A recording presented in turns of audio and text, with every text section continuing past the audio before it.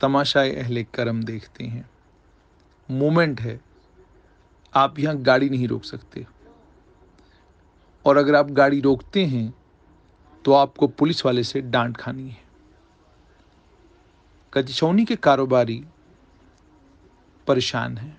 परेशान इस बात से हैं कि उनकी कोई नहीं सुनता।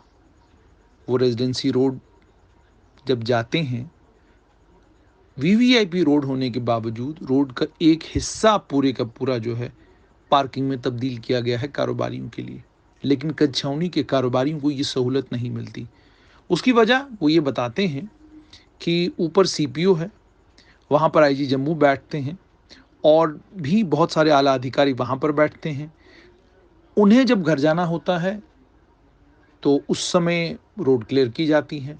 जब वो सुबह दफ्तर आते हैं तो रोड क्लियर की जाती है। अगर उन्हें सेक्रेटरीट किसी काम से जाना है तो रोड क्लियर करनी है। और जब सिविल सचिवालय जम्मू आता है तो उस समय भी इन कारोबारियों को ये परेशानी रहती है कि गाड़ियों को रुकने की वहाँ पर इजाज़त नहीं।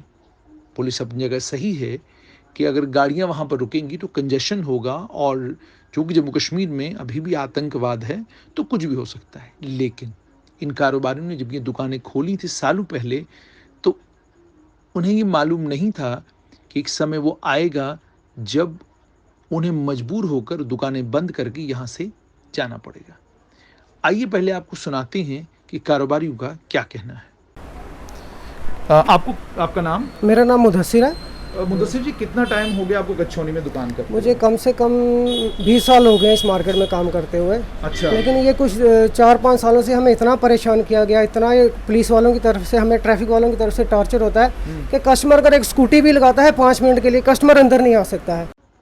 ये जो पुलिस के जवान आपको नजर आ रहे हैं, ये यहाँ पर इसलिए खड़े किए गए हैं ताकि कोई भी अपनी गाड़ी इन दुकानों के सामने पार्क न करे। गाड़ी पार्क नहीं होगी तो लोग यहाँ से सामान नहीं लेंगे।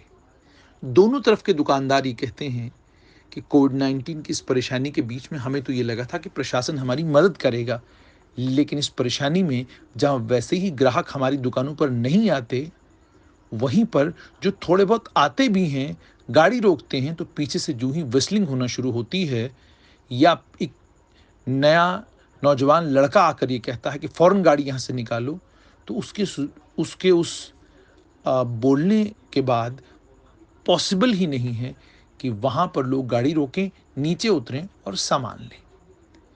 दिक्कत और परेशानी तो इन कारोबारियों की को है, लेकिन अब सवाल ये है कि क्या प्रशासन इस दिक्कत और परेशानी को दूर करने की कोशिश करेगा?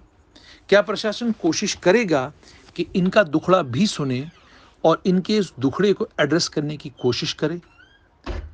मुश्किल लगता है।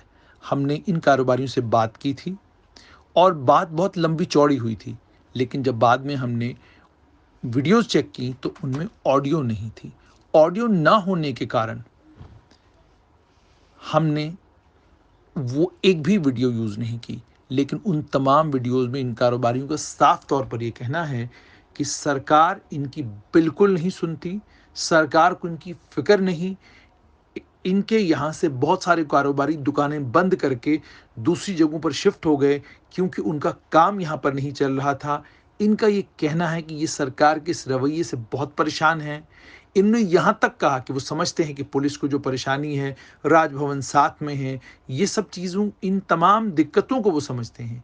लेकिन इसका कतई भी ये मतलब नहीं कि प्रशासन, पुलिस और बाकी अधिकारी इनकी बात ना सुने।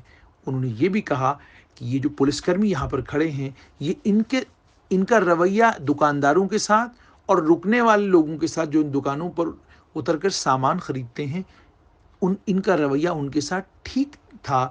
लेकिन जब इनके अधिकारी और जब इनके अफसर आकर इनको गालियां देते हैं और भद्दी-भद्दी बातें बोलते हैं, उसके बाद इनके पास कोई चारा नहीं रहता। ये गुस्से में भी आते हैं, ये लोगों पर अपना गुस्सा भी निकालते हैं और लोगों को गाड़ी यहाँ पर बाइक, गाड़ी, स्कूटी रोकने नहीं देते। दोनों तरफ लोग परेशान हैं।